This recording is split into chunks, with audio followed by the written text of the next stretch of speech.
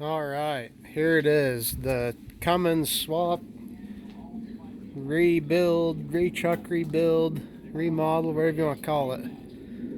Uh, Pretty much redid everything this time. First time I did the truck about 5 years ago. There's just a lot of stuff I cut corners on, stuff I didn't like, stuff I should have done better. I decided I want to paint the truck anyway. I wanted it to ride better. There's a lot I wanted to change about the truck, not just the way the Cummins swap was. So anyway, I swapped a 76 front clip on it and the new radiator core support. I rebeefed it up a lot this time. So the intercooler and that should all be good to go. The heavier front clip should be good. I got the brand new batteries and alternator, 2-aught cables going to everything. So there's a lot more weight riding up front too.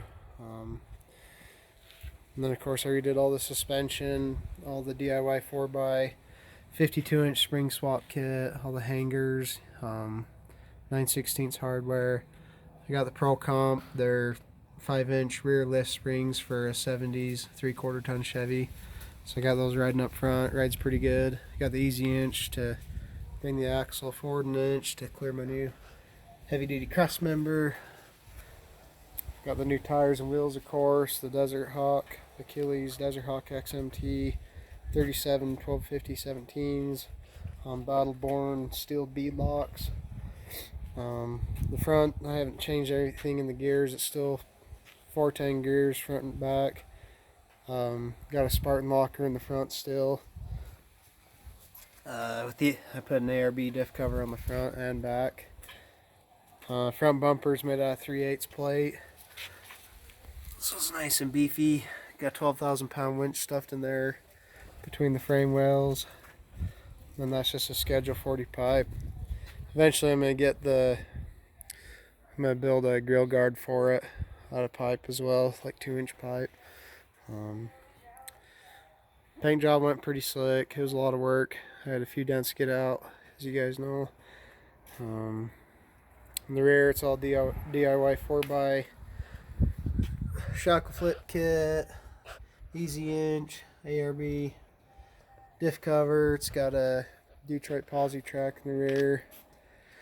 Flatbed, I just popped new lights in it, cleaned it up and painted it.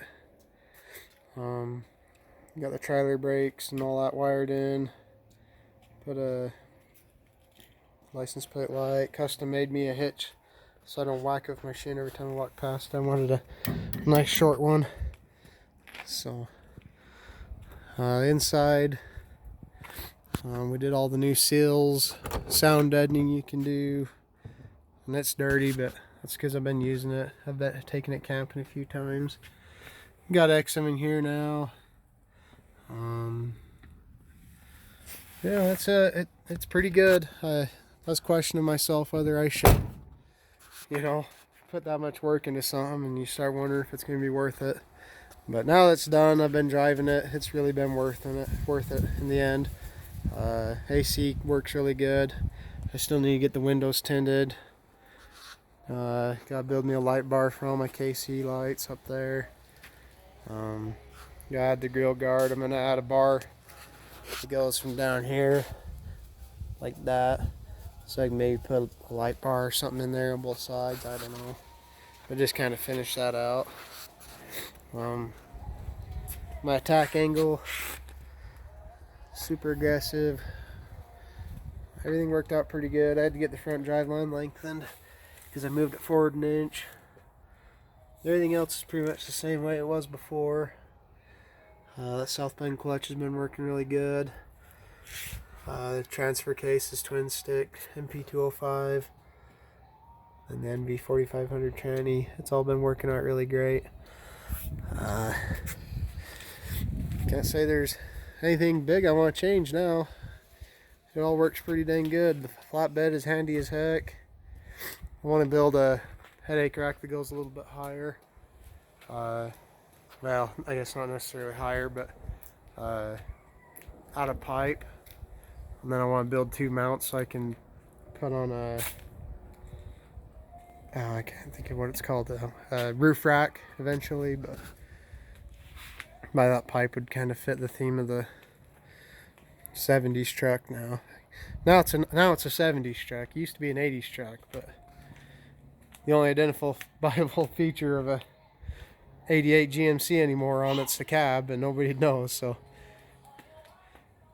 I guess from now on it's a 70 Chevy, if anybody asks, without giving them the long spiel. So anyway, definitely been worth it. If you guys have any questions, as always, I'll try and answer them. A lot of stuff I did in this truck. I know quite a bit about the Cummins swap, why it's still fresh in my mind. I guess I should show you guys under the hood.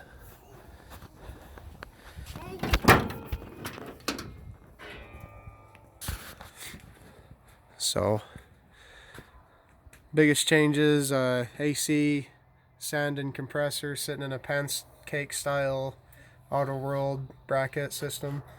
Then I patched the frame where I had it hacked up down there. I did all new radiator hoses and that kind of stuff. New aluminum catch cam, which is surprisingly cheap on eBay if you're looking for one. Got the new interstate batteries, all 2-aught cables. I got the kit to do the nice big heavy lugs, so you don't have to use those gay crimp things. And then, I mean, I got grounds going everywhere. Lots of grounds. Got my spark plug right where I can check it easy. You don't want your spark plugs fouling up on a Cummins engine, as you know. Yeah, that's all the biggest changes. I run 2-aught cables over to this side so I can bring most of my wires in. Like, I wired my winch up right here. Got some remote terminals off eBay. Those work pretty good. Headlights, I had to get the heavy duty headlight wiring harness. That's what that stuff is. Because I'm running 100-watt Hella H4 bulbs. These are Vision X.